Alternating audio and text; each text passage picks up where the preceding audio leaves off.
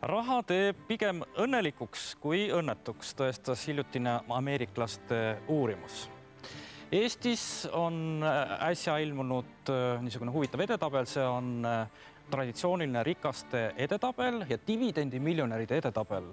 Seda võib ühtlasi nimetada ka kõige tublimate maksumaksjate pingereaks.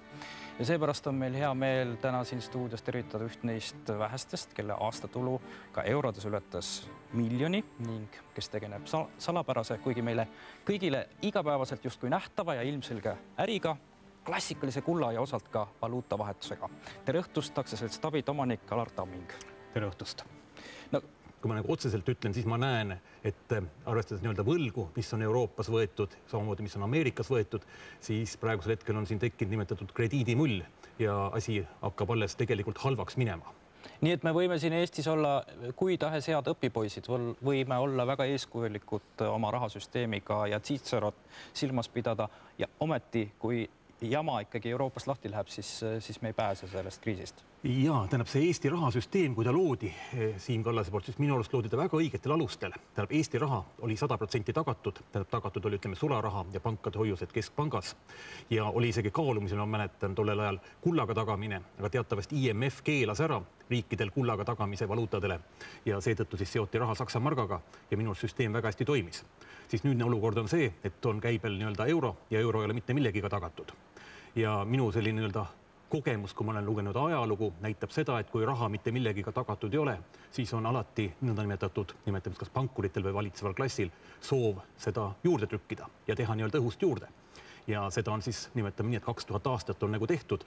Praegu on see protsess äärmiselt kiirenenud ja mina näen sellel nii-öelda fataalseid tagajärgi.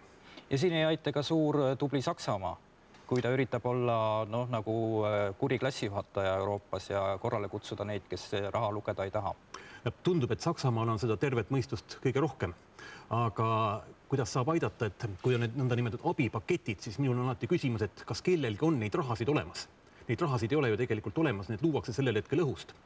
Ja üks hea näide on, et kui nii-öelda majanduslikult rasket olukorda saaks turgutada sellega, et nii-öelda laseme uut raha käibesse nagu Ameerika Ühendriikides, siis ju eraisik võiks ka oma rasket olukorda turgutada ja koopiamasinaga mõned rahatähed juurde teha.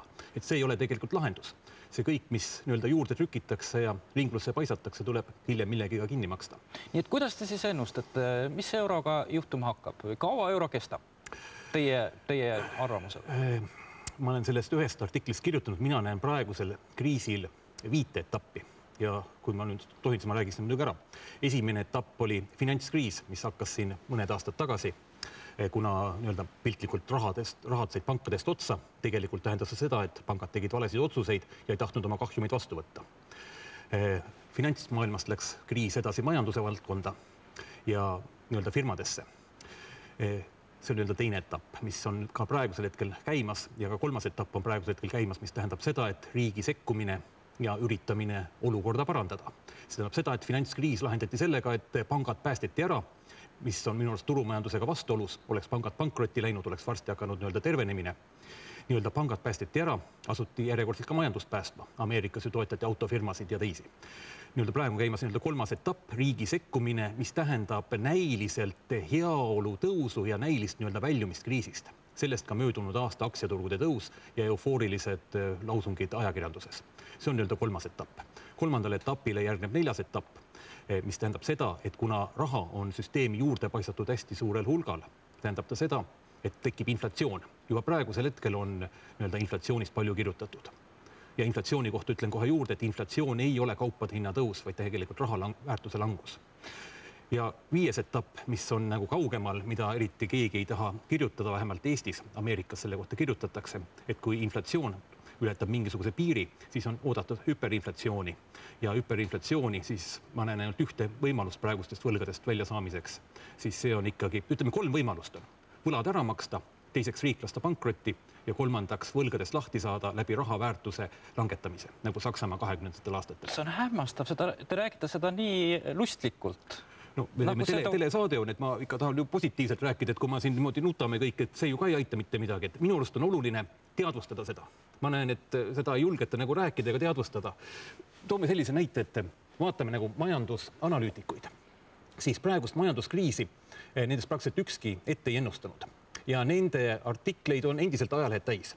Samas on olemas majandusanalüütikuid, kes ennustasid ette 89. aasta Ameerika kriisi, Nasdaqi mulli, kes ennustasid ette kinnisvara mulli, kes räägivad praegusel hetkel nii-öelda võlakirjade mullist ja sellest, et kui ohtlik on omada riikide võlakirju, siis nende artikleid ei avaldata. Neid on võimalik muidugi Ameerikas blogidest leida ja nende kohta on, ütleme, nende leidmine ei ole keeruline, kes nende vastu huvi tunneb.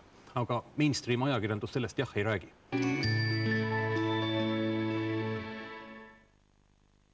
1991. aastal võitsime üheskoos tagasi Eesti iseseisvuse ja saime vabaks rahvaks. 6 aasta eest saatis meid järjekordne edu. Eestit tunnustati Euroopa ühiskodu täieõigusliku liikmena. Äsjaga jõudsime uue olulise tähiseni ja võtsime kasutusele Euroopa ühisraha euro, mis veelgi tugevdab meie seisundit vabas maailmas. Hüvasti kroon eurodega taskus uude aastasse!